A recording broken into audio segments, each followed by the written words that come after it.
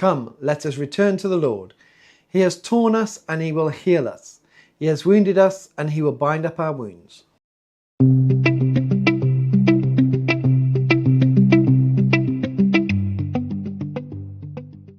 Hosea's words carry the tone of an invitation rather than an accusation when he says, "Come, let us return to the Lord."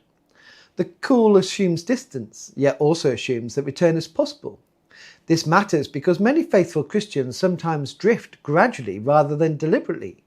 Routines continue, responsibilities are fulfilled, and outward faithfulness remains, yet inward closeness can quietly weaken.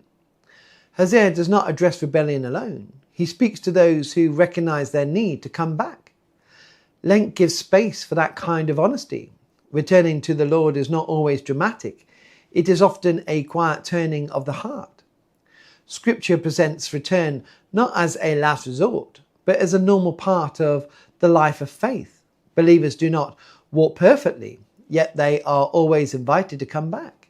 Hosea describes God in words that may sound unsettling at first when he says, "He has torn us and he will heal us. He has wounded us and he will bind up our wounds." These words do not portray cruelty. They reveal a God who works with purposeful love. Discipline is not abandonment. It is evidence that God remains involved with his people. Faithful Christians sometimes interpret difficulty as distance from God. Yet Scripture often shows God shaping hearts through correction. What feels like disruption may become restoration in time. Healing is promised alongside the tearing. Binding follows the wounding. God's work is not divided between harm and care. It moves towards renewal. This truth steadies believers who feel the weight of conviction.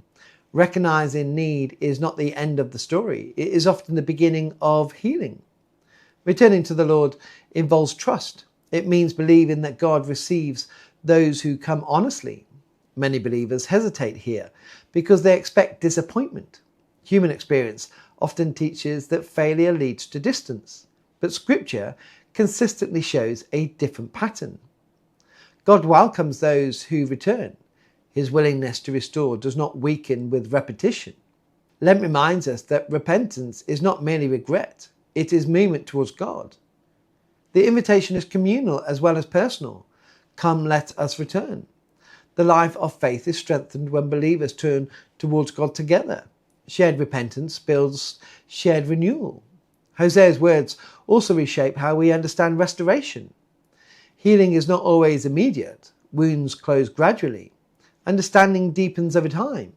Yet God's commitment remains steady throughout the process. This promise speaks gently into the seasons when growth feels slow. God's work continues even when change is not dramatic. Return is measured not by emotion, but by direction. Turning towards God day by day forms a steady path of renewal. This verse also invites believers to release both pride and discouragement. Pride resists return because it fears humility. Discouragement resists return because it doubts mercy. Hosea addresses both. Return remains open. God heals what he calls back. So today we are invited to respond simply, not analysing every failure, not waiting for stronger resolve, but turning again towards the Lord who restores.